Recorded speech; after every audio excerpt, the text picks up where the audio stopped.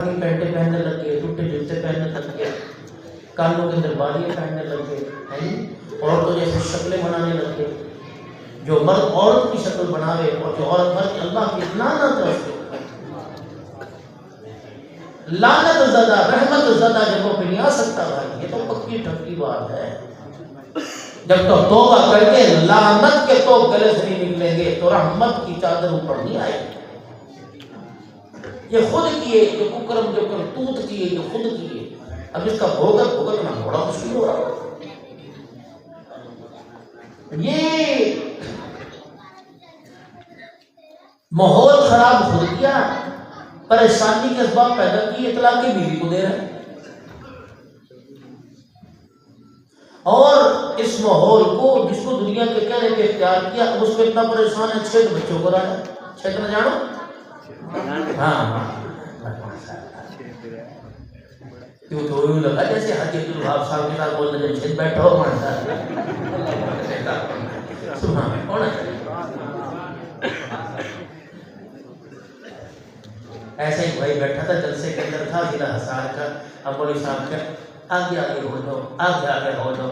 بھائی سے برداشت نہ ہوا، کہنے لگا شروع کر دو جی. گودی میں اٹھا کے تقریر سناؤں.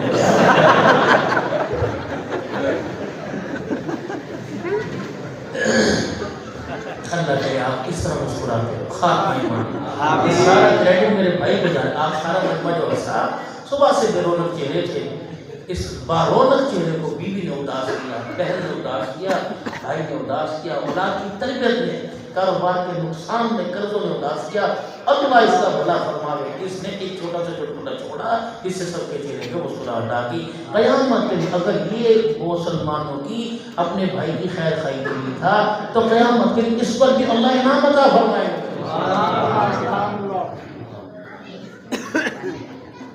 میرے محترم دوستوں بزرگوں، انسان دنیا کی زندگی میں رہنے کے لیے نہیں آیا. پہلے تو یہ بات سمجھے. اور دنیا کی زندگی میں رہ کر آخرت کی زندگی بنانے واسطے آیا. اب اس کو بات تم کہہ کے دیکھ لو کہ دنیا کی زندگی میں رہ کے آخرت بنانی ہے. بھائی کوئی نہیں مانے گا اس کو کوئی نہیں مانے گا. اور اسی کو منوانے کے لیے اللہ نے ان ہستیوں کو دنیا کے اندر بھیجا. قیامت کی صبح تک ان جیسا کوئی آ ہی نہیں سکتا ہے. 4 بنیادی عقائد ہیں جن پر ہم نے مضبوط رہنا. موت کی کڑواہٹ بھی، موت کی سختی بھی، دنیا کی نشیب و فراز بھی، اور مال و دولت اور عہدے سرداریاں. ان 4 عقائد سے مجھے ہلا نہ سکے. عقیدہ توحید، عقیدہ رسالت اور عقیدہ موت اور عقیدہ مرنے کے بعد جتنا بچا. الذین یؤمنون بالغیب نے آیت اس لیے پڑھی. آپ بھی سنیں مرتضی مولوی صاحب پہلا تمہارا پڑھ رہا کیا اس لیے پڑھی تاکہ پتہ لگے کہ اللہ جل شانہ نے کن بنیادی ذمہ داریاں ہمیں سمجھائی ہیں اور ان ذمہ داریوں کے بارے میں اللہ نے مضبوط کیا. اور نہ کچھ بھی ہو جائے، جل جائے، کٹ جائے، مر جاؤ، اولاد تمہارے تیل کے کڑاہوں میں ڈال دی جائے، اس بنیاد سے کسی چیز سے نہ پھرنا. قیامت کے دن اسی پر مبنی تمہاری جزا سزا کے فیصلے ہوتے ہیں. الذین یؤمنون بالغیب.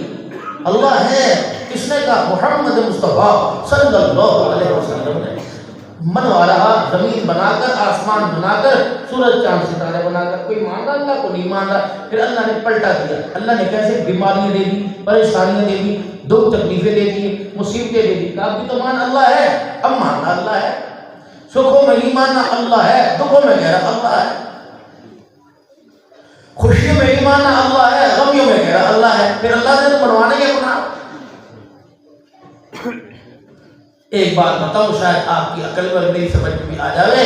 بھائی جب گھر کے اندر کوئی ایسے سامان، کوئی ایسی چیز جو بالکل ناکارہ ہو جائے تو اسے کیا گھر کے اندر سجاتے ہو یا باہر کچرے میں ڈالتے ہو؟ تو یہی مثال انسان کی ہے. دنیا بنا کے دنیا میں بن کے گیا، جب بڑھ گیا کچرے کا ڈھیر تو اسے تم نے بہت سرائی اور پردوں میں چھپا کر اور اس کے اندر بڑی تم نے چاندی کے برق لگا کر اسے رخصت کیا. اب وہاں جب جا رہا ہے، جب پہنچا تو کہا بھائی تو کچرے کا ڈھیر سے کیا چیزیں لے کے آئے، جاؤ اسے پرے لے جاؤ. ہمارے یہاں ایسے لوگوں کو گنجائش نہیں.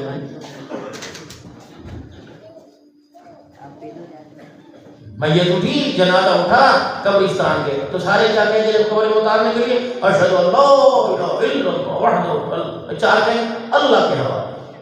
اللہ کہیں گے جب بچہ بالکل چھان پورا میرے حوالے، جوانی تھی، صحت تھی، اولاد تھی، اثر و رسوخ تھے، تعلقات تھے، اختیارات تھے، پھر تو کہتا ہے اے مسجد نجائز داو جدا ذات ہیں، یہ مسجد بنائی، یہ تھلا انتظامیہ نے بڑا کیا، یہ مولوی صاحب مفتی صاحب خدا خوفی نہیں، آپ کون سا دین پڑھے، آپ نے مسجد کی سیڑھیاں بنا دی اور لوگوں کی راہ گزر کا رستہ جو ہے آپ نے روک دیا۔ اس وقت تو بڑے بڑے فلسفے جھاڑا تھا، اب یہ پڑا ہے وہ کالی ہری چادر کے اندر، لال چادر کے اندر یا اللہ یا محمد لکھا ہوا اور 6 کلمے لکھے ہوئے، ایمان مجبور ایمان فرس لکھا ہوا اور آیت کریمہ اور حسبی اللہ ونعم الوکیل۔ اب اس کو اٹھایا، اب لپیٹ دیا، شاپر میں باندھا کا اللہ کے حوالے۔ فرماؤ بے شرم تجھے آتی ہے؟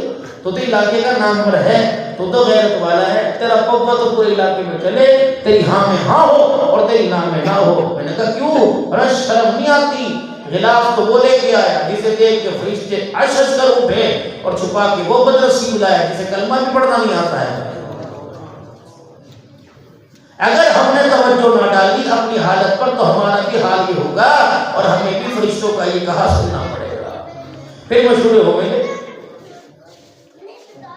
ایک مشورہ دنیا میں ہو رہا، جب میت پڑی 4 جوان پوت بیٹھے ہوئے، کروڑوں روپیہ ہے، ہر ایک کی اپنی اپنی نئی گاڑی ہے، نئے سال کی، اب یوں کر کے بیٹھے، اب پوچھا جا رہا ہے کفن کا کیا کرنا، چاچا سے پوچھ لیں، کفن کا کیا کرنا، ماموں سے پوچھ لیں، ان ظالموں نے تمہیں کفن بھی نہیں دینا۔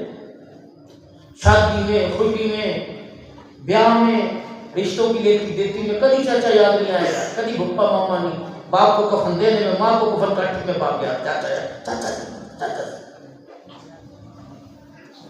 ایسا بھی تم نے کملا انسان دیکھا ہے؟